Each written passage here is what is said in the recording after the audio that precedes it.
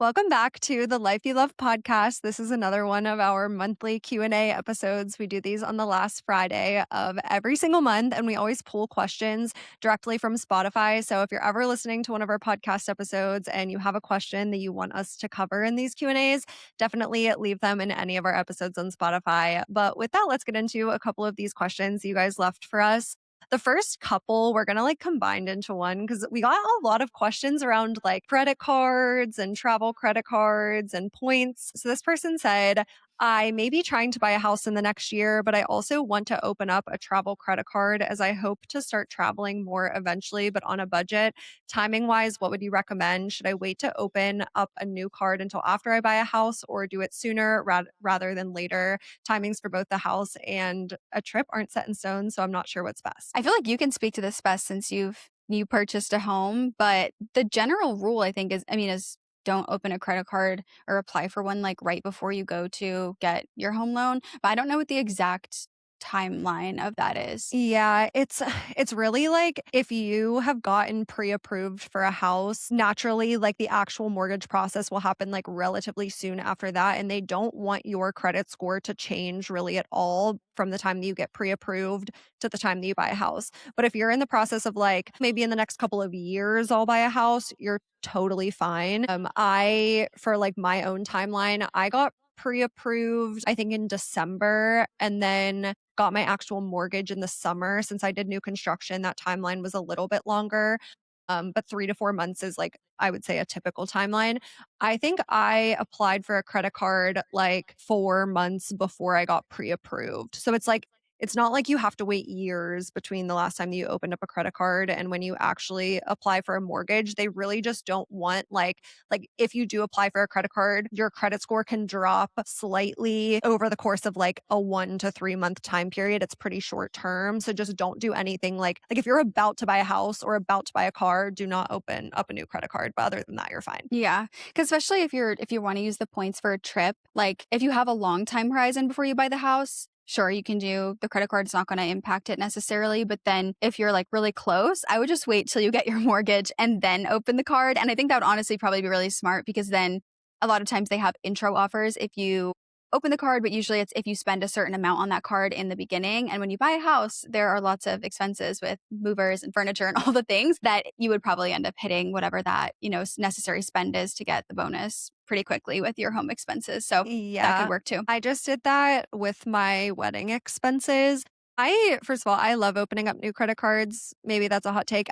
This conversation is not for if you can't be responsible with it. If you're going to get into This is credit not card financial debt, advice. this is not financial advice. This is not the conversation for that. But since I track my spending and I know that I am spending less than I earn and I can pay off my credit card balance in full, and I am really disciplined with that, I honestly do love to open up new credit cards and get the welcome bonus and use them for traveling.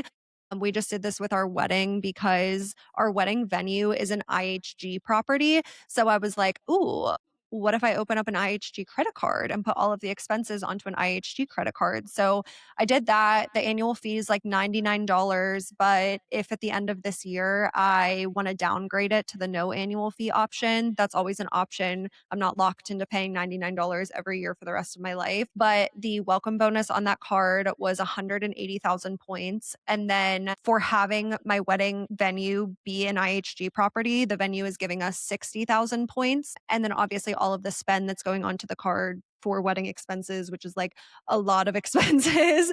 By the time we go to do our honeymoon, we're probably going to have close to 300,000 points, which will probably cover all of our hotel stays for our honeymoon. So if you're strategic about it like that, it can be a really big payoff. Yeah, absolutely. Okay, amazing. Let's go on to the second one. Okay, this one says, Erin, you used to post your shorts over to YouTube. I don't have TikTok, so I watch you there, but I haven't seen them in a while. Are you just posting to TikTok now or just taking a break during your busy season, moving and getting married? Congratulations.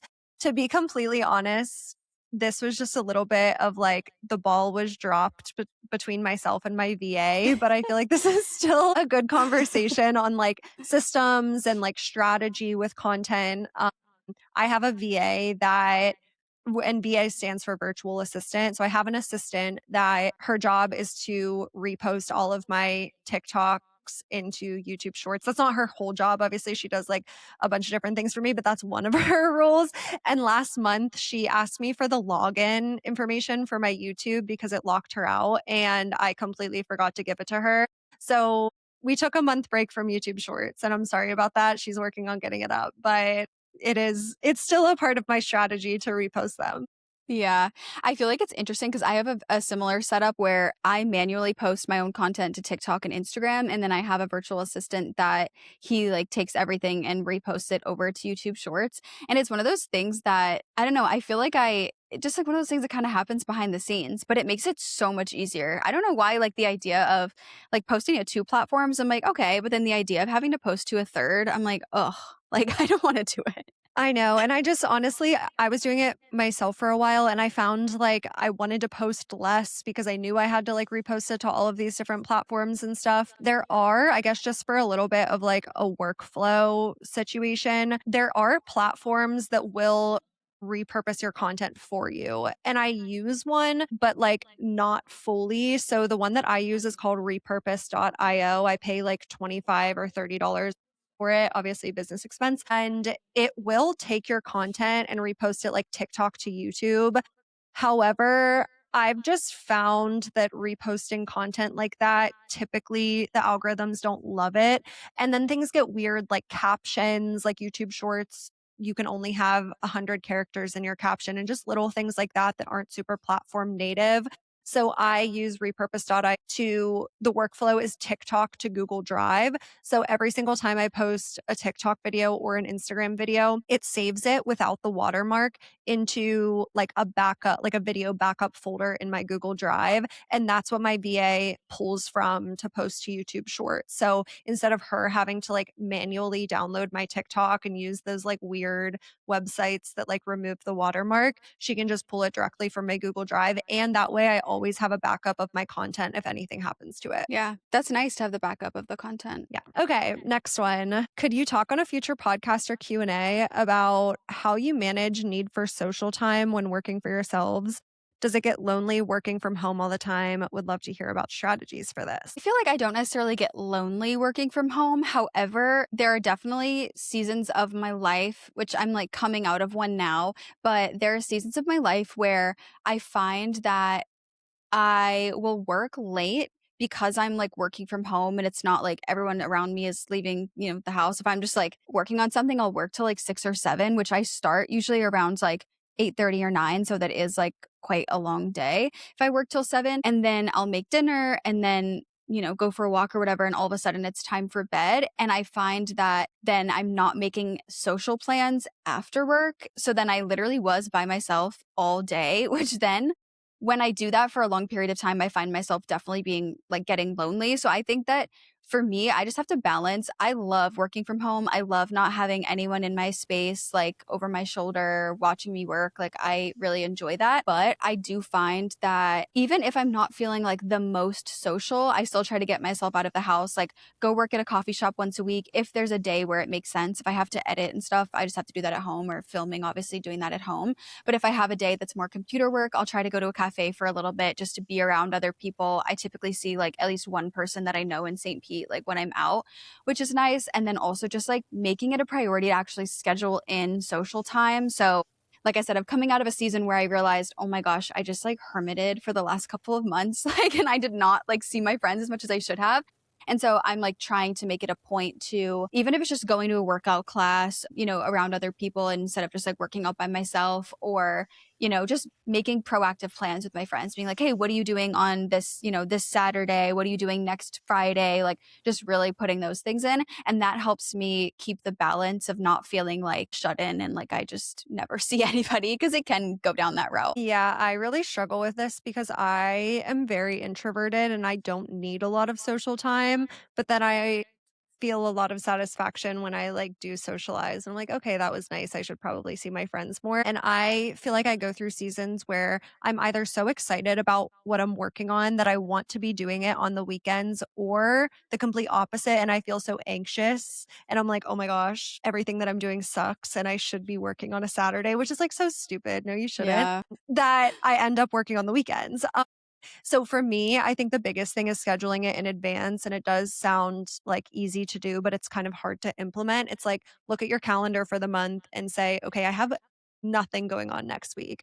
Let's text my friends and see, does anyone want to go to a Pilates class with me in the morning? Does anyone want to co-work with me during the day? Does anyone want to grab dinner or let's go to the farmers market on Saturday?" Like schedule those things in so that you can better build your week around it and like give yourself the productive hours elsewhere. If you know you have something coming up on a Wednesday night, maybe Tuesday night, you're like, no, I'm going to sit in my office for a couple hours on Tuesday night and like do that guilt free because you know the social obligations are kind of handled. Yeah. That's kind of what I do. I feel like I've been trying to pencil a few things in. I do not like to make social plans 2 days in a row. One of my friends told me that, like a few months ago, she told me that growing up, her parents did not allow her to make social plans 2 days in a row. So if she literally had like two people's birthday parties, like on a Friday and a Saturday, her parents were like, you got to pick one because they're like, we're not driving you to both.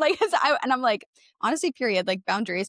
But I thought it was so funny. And then she said, she's like, now that I've gotten older, I've realized like that's kind of smart because it's like if I'm out and about doing social plans every single day, I don't have any time. It's like, when am I cleaning my apartment? When am I just sitting down and watching a show and doing nothing? So I really try now to not make social plans 2 days in a row. And I find that that's been a really good balance for me of like, okay, yeah, I can, like today, for example, today's a Monday when we're filming this. I had social plans yesterday. I'm not doing any social plans like tonight. Tonight is going to be a night by myself where I'm going to watch my show. But then I'm going to try to see if I can plan something Wednesday so that I can actually get out and do something.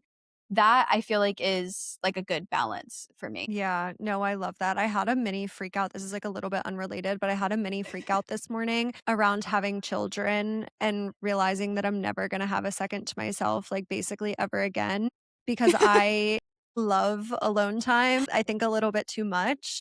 And I'm like, oh my gosh, I'm never going to get to just play and like be in the quiet. And so I was You just having have a to you'll have to have, like, a babysitter or have your future husband, you childcare. know? Yeah, like, "Here you go, hubby, you take the kids." I also sometimes I think about if you're a mom listening to this, Yeah, please give us chime the in. Yeah, tips. no, give us some wisdom. I would love, like, truly, I would love to hear some wisdom from the mothers who listen to this, but I also sometimes I'll think about how, like, growing up, I was in, like, all these extracurriculars, and when you're a kid, you're just like, "Yeah, like, yay, soccer practice, whatever." But then I think about the nights, and I've heard stories now with my parents where it's just me and my brother. And so my parents, it's kind of funny. They always used to refer to us as the girl and the boy. So my parents would literally like sync up at the softball field and they'd be like, okay, you got the girl, I got the boy. Then my dad would like go get my brother at soccer or at baseball. And then my mom would stay with me at softball. Or sometimes then they'd have to switch like halfway through so they could see like parts of each kid's game. I'm like, oh my gosh. And then I'm like, then I think about it and it's funny because I replay it. I think about the nights where after my dad would like cook dinner or whatever, it'd be like 7 p.m. and I'd be like, can you drive me to Leah's house tonight? Like, I'm like, and they would. My mom and dad would Yeah. drive me to Leah's house, but I'm like, oh my gosh. Like, I think about it now. I'm like, after I've cooked dinner, I've taken my shower, I'm in my pajamas, I'm done with work, and my butt's on the couch. I'm not getting up and going I'm anywhere. like, I "Don't don't want to. speak to me." So I'm like, oh my gosh. I'm like, I'm gonna have to really drive them to every single extracurricular and their friends' houses. They can't drive themselves there and back. I have to drive them. If their friend lives 25 minutes away, that's on me. I'm like, oh my gosh. Yeah, it I'm sounds like, exhausting. yeah, My I'm like, no, sister I'll take a few has more years for Yeah, my kids. sister has a bunch of kids in, like, school age, and her life is literally just driving to sports practices Yeah. every single day, and, I mean, honestly, maybe that's good. You, like, drop them off, and then you, like, sit in your car for an hour and a half, and you at least get some peace and quiet, so Yeah. maybe it's better than the alternative of staying at home, but they're, like, loud and, like, bored, and you have to entertain them, but, yeah, Yeah. if you're a mom, chime in and No, it's give so us all the tips funny. because I I was used stressing about it this yeah, morning. it's funny because when I was like 21, 22, I was like, I want to be married and have my first kid by 25. And now that I'm 27, I'm like, maybe my first one will come at like 31, 32. I'm like, I let me know. slow down. Let me take I my feel time. like the closer that I get to marriage, the more I'm like, maybe we need like 1 or 2 more years before pregnancy becomes a thing Yeah. because I don't know. I mean, I'm 27, but Alex is 34. So, but guys can wait. He can wait 2 more years. I think it'll be fine. It's off topic Off for our topic. Q&A. Anyway, okay, back to the Q&A. Okay, this person asked, they said top 5 to 10 books. I don't think that I could list 10 books. I don't know if I've read 10 books over the last couple of years, if I'm being What? honest. Wait, I feel like I guess you're more of a podcast girl. I listen to a I was lot gonna of say you podcasts. consume a lot of like self-improvement content, but a lot of it's like Yeah. podcast. Okay. I was like, whoa. But top books that you think every small business owner or entrepreneur should read. Okay. I haven't read a ton of business books because I used to be like a self-help book like gal. Like that was all I read was self-help books, business books, money books, whatever, personal growth. And then at some point you keep reading all of them and they all kind of sound the same. And same with business books. Absolutely. And also too, I will say, I think books are really helpful. I read every single day and I have read every single day for 3 years now. And I've read a lot of books, but I think that sometimes we use let me just go like read this book as an excuse to not take action. Not saying that's what this person who's asking the question is doing, but I think as a small business owner, there's value in books. There's a lot of learning in books, but don't let it like don't none of these books should you feel like, oh my gosh, I have to read that before I can start. One I will say is really helpful was called $100 Million Offers. I read it a couple years ago. I really liked it. It's by Alex Hormozy. And even if, whether you have a product-based business or a service-based business, the stuff he talks about is really interesting. Not all of it was like applicable to what we do as content creators necessarily, but it just helps you like think differently. One thing I like about reading self-help books and the mindset I always take when I read them is when you are reading a book like that, there's a lot of information. It can be pretty dense. Just read the book and trust that your brain is going to absorb and remember what your brain needs to hear. Like there are books that I have read, like 2 or 3 times. Like I've read this book, Don't Believe Everything You Think. That's a really good one I think everyone should read. I've read that one twice now, and I'm going to start reading it again for the 3rd time. I've read a book called 30 Lessons for Living. That's another really good one. I've read that one twice. I also want to read that one again. And each time I've read those books, I've gotten something different out of it because I'm in a different life stage. My brain is kind of primed to be searching for answers to something different. So even if a book like $100 Million Offers isn't applicable to everything you do, I still think it's a good read. So I would say that one. I would say Don't Believe Everything You Think. That one is really about the difference between a thought and thinking. And I think naturally, if you're a business owner, you're probably very ambitious. You're probably a high achiever and you probably put a decent amount of pressure on yourself. And that can cause thought spirals where every time a thought comes in your head, you start to think about it. And that's where ish goes left, according to that book. It's a really short book and it's like amazing. I've put so many people onto it and they're like, oh my gosh, I'm so glad I read that. And then the 30 Lessons for Living is there's like a study of like 1,000 elderly people and it was like their advice for living. And I remember reading it. I read it when I was living in San Francisco a few years ago, 3 years ago. And I literally remember being in that Airbnb crying reading this book because it just like lit such a fire under my butt to like go after what I want. It's an amazing book. And then the other thing I'll say, not necessarily specific books, but being a small business owner or an entrepreneur in general will expose and bring up every single insecurity that you've ever had in your life, every wound you thought you worked on, like all of those things that you're like, holy crap, like I actually do really, need control in order to feel secure, or wow, I'm really not as confident. Or if you're doing content creation, I will say like when I started posting content, it has been a journey in accepting what I look like on camera and not caring if an angle, makes me look, some type of way, or I'm like, oh no, I don't like how my stomach looks in this angle. Like there's a whole body acceptance thing that kind of comes with it as well. And so I think that reading books that are related to those like self-improvement, so not even like a business book, but if you're like, oh yeah, I'm not very confident in the way that I speak when I talk to clients. Okay, let me like read a book on that and see if I can work on that. Or like self-help books that are about a specific thing that you need to work on, less on the business side, but more on the internal side, because that will definitely come up as a business owner for sure. I totally agree. Okay, my 3, the first one, Diary of a CEO. The reason why I really like this book is because it has I think it's 25 lessons that this CEO has learned, and it's by Stephen Bartlett, which he's the guy from the Diary of a CEO podcast, if you've ever listened to that podcast. So it's 25 things that he has learned in his journey of being an entrepreneur. And the reason why I really like it is because since it's 25 different things, he doesn't harp on one point for too long. That's my biggest thing with self-help books. I feel like you can read the first couple of chapters and get a lot of takeaways and know everything that you need to know, for the entire Some book should be an email. should be an Like, email or like, yeah. yes, 100%. And I think he says that at the beginning of the book. He's like, I like will not harp on something for too long. I think that like each of these points only needs a couple of pages to explain. So that one was so good. And I feel like that's a book that you can read a ton of different times. And like you just said, you're going to get something different out of it every single time because it's what you need to hear in that season. The second one, kind of like how you said with $100 billion offers, I read The Lean Startup when I was working for a startup. And because naturally I was like trying to understand startup marketing.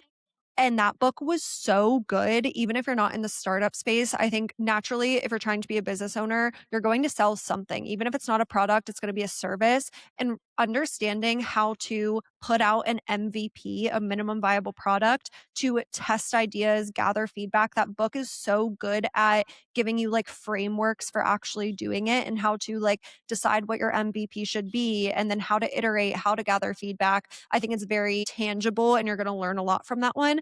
And then the third one, this is one of those ones where it's like you can read the first 5 chapters. I read the 10X rule and I really liked that one too. It was just about the idea that your goals that you're setting might not actually be big enough and it might not force you to step into the identity that you really need in order to make any progress. It's kind of the idea that like if you make $100,000 and next year your goal is to make $150,000, that's going to be harder than if you set the goal to make $1 million the next year because it really forces you to step into a completely new identity and then the actions that you take are going to look totally different. So I think those would be my 3. Yeah, there's so many good books. If you are, when even if you're not a small business owner or an entrepreneur, but if you are, leave recommendations for like your favorite business books or books that you've read in general in that kind of like self-help business finance kind of space. And if you're not a business owner or an entrepreneur, but you have good like self-help book recommendations that were really life-changing, let me know. I've been on the hunt for like the best books that like I've been